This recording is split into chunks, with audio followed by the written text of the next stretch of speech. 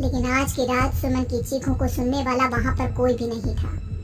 अगर वहां पर कोई मौजूद था तो बस हरिया, जो कि अब एक भेड़िए में बदल सुमन के बालों को पकड़कर घसीटते हुए वो जंगल के बीचों बीच एक जगह पर ले जा रहा है। सुबह गांव में। अरे भाई, पता नहीं क्या बात है, अपने गांव का हरिया किसान और उसकी पत्नी सुमन दोनों गायब हैं। दोनों का कोई अता पता नहीं। अरे कैसी बातें कर रहे हो भाई, ये कब हुआ? पूरे गांव में खबर फैली पड़ी है। कल रात को दोनों खेत की तरफ जा रहे थे, लेकिन लौट कर आए ही नहीं। तो हो सकता है अपने खेत पर होंगे। पूरा गांव ढूंढ कर आया है भाई। जानते हो क्या मिला वहाँ पर? क्या हुआ भाई? क्या मिला? बताओ हमें, क्या मिला? अरे हरिया की पत्नी सुमन शरीर का एक एक कपड़ा फटा हुआ झोपड़ी के बाहर पड़ा था, लेकिन दोनों पति पत्नी का कोई पता ठिकाना नहीं था। अरे भाई, लेकिन उसका जो दोस्त है ना रामू किसान, उससे पता करके आते हैं ना। अब तक तो दोनों साथ ही खेत पर जाया करते थे। हाँ, हमें उसके घर जाना चाहिए भाई। चलो वहाँ चलते हैं, चलो। वो सारे लोग रामू के घर पर पहुंचते हैं। रामू अपने घर के बाहर बैठकर हुक्का पी रहा था। आज सारे कर मेरे घर क्यों आ रहे हैं? क्या कोई मर गया क्या भाई? अरे कैसी बातें कर रहे हो? तुम्हारा सबसे अच्छा दोस्त हरिया और उसकी पत्नी गायब है और तुम यहाँ बैठकर हुक्का पिए जा रहे हो, हैं? रामू ने अजीब सी नजरों से उन सब गांव वालों की तरफ देखा, जिसकी वजह से वो लोग एक बार के लिए डर गए। गायब है? अरे गायब नहीं है, मुक्ति मिल गई है। मुक्ति मिली है। इस दुनिया में आकर हर इंसान पाप करता है और उसे उसके पापों के लिए मुक्ति मिलना बहुत जरूरी है। अरे ये कैसी बहकी बातें कर रहे हो भाई, हैं? और इसका चेहरा अजीब सा क्यों लग रहा है? लगता है दोस्त के मरने का गम बैठ गया है।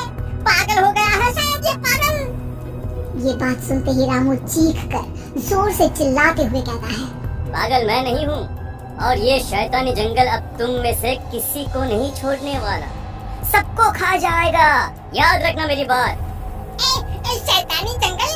कैसा शैतानी जंगल? लगता है रामू पागल हो चुका है। हमें यहाँ से चलना चाहिए भाई। चलो। तभी रामू की पत्नी बाहर आती है। नहीं, आप लोग इनकी बात का बुरा मत मानिए। 2 दिन पहले हरिया के साथ खेत पर गए थे। जब से वहाँ से आए हैं, तब से ऐसी ही बातें करने। ऐसा क्या देख लिया उन्होंने? खेत में कुछ भी बड़बड़ाते रहते हैं। लेकिन गांव के लोगों ने कमला की कोई बात नहीं सुनी और वो सब वहाँ से चले गए। रात अब धीरे धीरे ढलने लगी थी। तभी अचानक किसी ने धीमी सी आवाज में रामू को पुकारा। आजा, मैं तुम्हारा इंतजार कर रहा हूँ। और सुनो, अपनी पत्नी को साथ लेकर आना, नहीं तो काम अधूरा रह जाएगा। ये आवाज सुनते ही रामू के चेहरे पर शैतानी मुस्कुराहट आ जाती है। भगवान जाने कौन सा राक्षस घूम रहा है, मुझे तो डर लगता है। रामू गुस्से में दांत पीसता अपनी झोपड़ी से बाहर आ जाता है और कमला गहरी नींद में अपने बच्चे के साथ सो जाती है। तभी अचानक रात को रामू की झोपड़ी के ऊपर एक साया वही गाना गुनगुनाते हुए घूमने लगता है जो हरिया की मोबाइल में बजा करता था।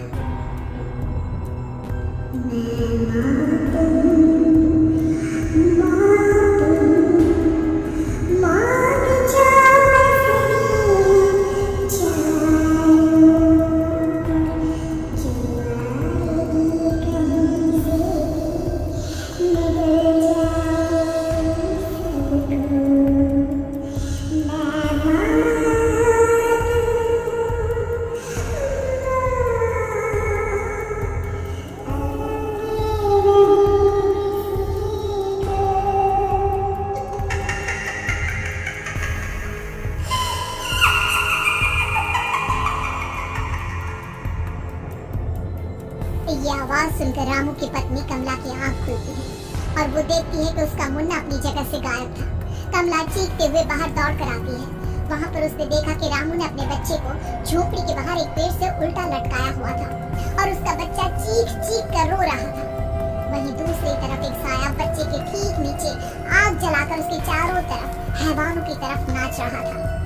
छोड़ दो मेरे बच्चे को। अरे क्या कर रहे हो?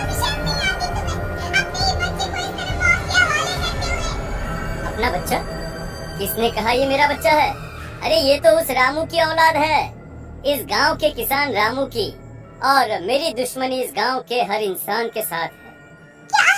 कैसी बात कर रहे हो तुम? ये औरत कौन है? ये मेरे बच्चे को खा।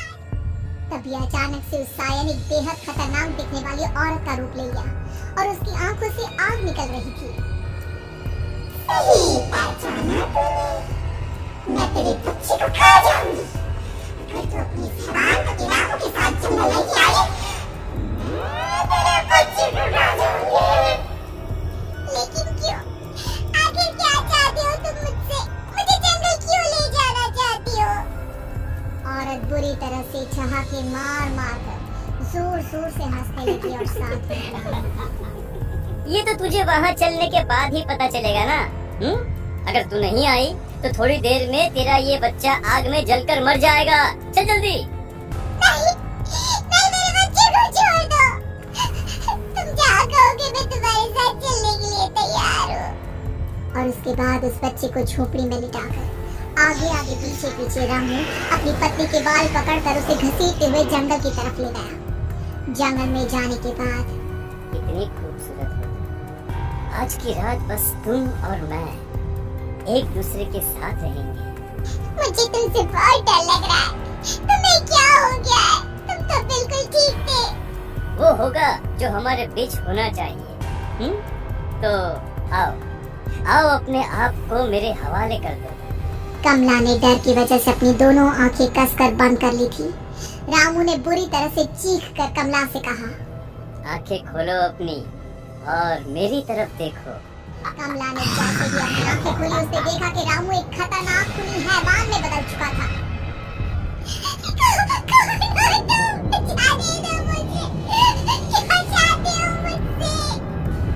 वही जो एक आदमी एक औरत से चाहता है, नहीं बल्कि इस जंगल का एक भेड़िया। और आज की रात तुम्हारे खून से अपनी प्यास बुझा जाऊं। और उसके बाद वो जंगल कमला की दर्दनाक चीखों से गूंज उठा।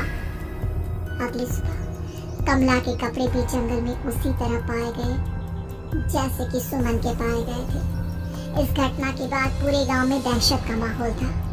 अपने माँ बाप की मौत और गांव में हो रहे इस तरह की घटनाओं की खबर सुनकर किशन शहर से गांव लौट आया था।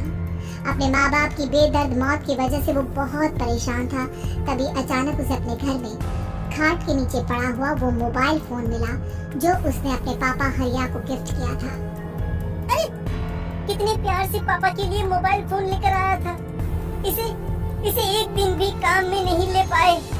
और आखिर कौन है जो गांव में इस तरह की हत्याएं कर रहा है? क्या है इन सब के पीछे? क्या होगा? वरना एक दिन पूरा का पूरा गांव खाली हो जाएगा। इस गांव में एक भी जिंदा इंसान नहीं बचेगा। गांव के लोगों की मदद करने के इरादे से किशन अपने गांव से दूर एक दूसरे गांव में बहुत बड़े तांत्रिक के पास मिलने के लिए गया। तांत्रिक बाबा, अब आप ही कुछ उपाय बता सकते हैं। भगवान जाने हमारे गांव को किसकी नजर लग गई है। नजर नहीं लगी है, किसी ने तुम्हारे गांव को बद्दुआ दी है। किसी सताई हुई आत्मा का प्रकोप है और अब वो पूरे गांव में किसी को नहीं छोड़ेगी जब तक उसकी आत्मा को शांति नहीं मिल जाती। अरे लेकिन ऐसा कौन है बाबा? किसकी आत्मा है और कैसे मिलेगी उसे शांति? मौत है, मौत कहीं से भी आएगी और सबको निकल जाएगी। इससे बचने का सिर्फ एक ही उपाय है, लेकिन उस उपाय को करना आसान नहीं होगा। जो भी कोशिश करेगा उसकी जान जा सकती है। भले ही मेरी जान चली जाए, लेकिन मैं अपने गांव के लोगों की जान बचाने की पूरी कोशिश करूंगा बाबा। तो ठीक है, फिर अगली अमावस की रात जैसा मैं कहता हूँ वैसा ही करना। अमावस की रात तांत्रिक के बताए अनुसार किशन अपने साथ केरोसिन लेकर जंगल की तरफ चल पड़ा। उसके हाथ में देवी के मंदिर का सिंदूर भी था। किशन जंगल के बीचों बीच पहुंचा। ये देखकर उसकी आंखें फटी की फटी रह गई।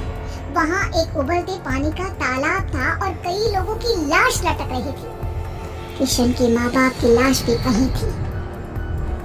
माँ, बापू, क्या हो गया? ये क्या हो गया? तभी वहाँ पर एक औरत और आदमी आते हैं। उन्हें देखकर किशन चौंक जाता है। गोपाल काका, आपकी तो 5 साल पहले मौत हो गई थी। पर निर्मला काकी मौत तो हो गई थी, लेकिन तुम ये नहीं जानते कि हमारी मौत कैसे हुई थी। क्या क्या कहना चाहते हैं आप? कुछ नहीं, बस ये जान लो कि अब इस गांव में कोई जिंदा नहीं बचेगा। लेकिन क्यों काकी? क्योंकि 5 साल पहले इन गांव वालों ने मुझे डायन बताकर पत्थर मार मार के मार डाला। मेरी कोई गलती नहीं थी। गांव का एक बच्चा क्या लापता हुआ, सारा इल्जाम मेरी पत्नी पे डाल दिया। और जब मैंने निर्मला की जान बचाने की कोशिश की तो मुझे भी मार डाला। आपके साथ ये बहुत गलत हुआ काकी, लेकिन आप जो कर रहे हैं वो भी सही नहीं है ना। तुम यहाँ से चले जाओ वरना तुम भी नहीं बचोगे। हमारी आत्मा पिछले 5 साल से मुक्ति के लिए भटक रही है। चले जाओ यहाँ से। मौका देखकर किशन सिंदूर उन दोनों के ऊपर डाल देता है। उनका शरीर जलने लगता है और वो भयानक तरीके से चिल्लाने लगते हैं। उनके ऊपर कैरोसिन डाल देता है और वो दोनों जल जाते हैं। किशन अपने माँ बाप और दूसरी लाशों का अंतिम संस्कार करवाता है और अपने घर लौट आता है। लेकिन वो अभी भी इस बात से अनजान है कि मोबाइल अभी भी बज रहा था।